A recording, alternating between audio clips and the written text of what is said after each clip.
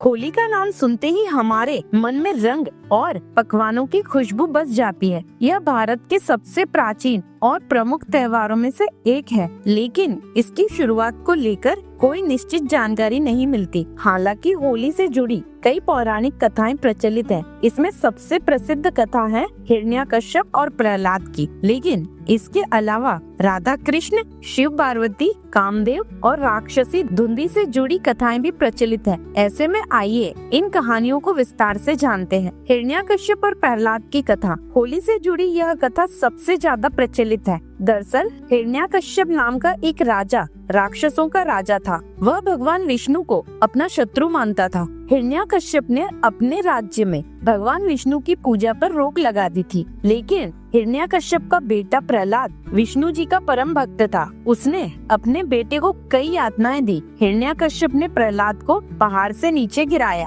हाथी के पैर से कुचलवाया, लेकिन वह बचता रहा और भगवान विष्णु की भक्ति करता रहा। अंत में हिरण्यकश्यप की बहन होलिका, जिसे आग में न जलने का वरदान था, वह प्रहलाद को गोद में लेकर अग्नि में बैठी, लेकिन होलिका जल गई और प्रहलाद बच गया। तभी से होलिका दहन की परंपरा चली आ रही है। दूसरी कथा राधा कृष्ण की होली। एक कथा के अनुसार होली खेलने का संबंध श्री कृष्ण और ब्रज की राधा से है। एक गाना आपने सुना ही होगा, यशोमती मैया से बोले नंदलाला, राधा क्यों गोरी मैं क्यों काला। इससे ही कहानी जुड़ी हुई है। दरअसल कृष्ण अपनी माता यशोदा से पूछते हैं कि राधा इतनी गोरी क्यों है। यशोदा जी ने मजाक में कहा कि तुम राधा को अपने जैसा ही रंग लगा दो। तब कृष्ण ने अपने सखाओं के साथ मिलकर रंग तैयार किया और ब्रज में राधा रानी को रंग लगाने पहुंच गए, जिससे रंग वाली होली की परंपरा शुरू हुई। आज भी